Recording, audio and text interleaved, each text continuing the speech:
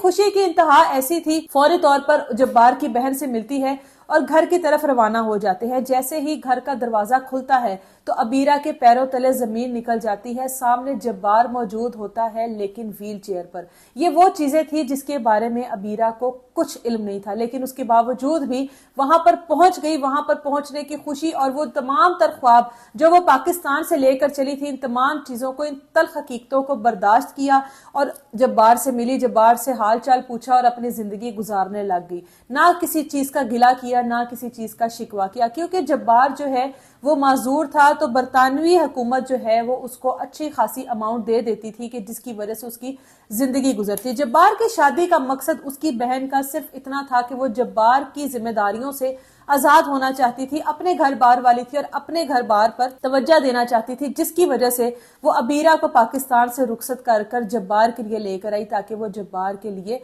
एक ऐसी लड़की का इंतखाब करे जो उसके पास रहकर उसकी देखभाल करे और उसकी बहन की इन तमाम तर जिम्मेदारियों से जान छूट जाए या वो आजाद हो जाए। खैर, अबीरा ने हर किस्म का समझौता किया, ये सोचकर कि मैंने तो पाकिस्तान में अपने घर वालों को भी पैसे भेजने हैं। फिर जब्बार का भी ख्याल रखती और साथ ही एक नौकरी करती जो कि 4 से 5 घंटे की नौकरी होती,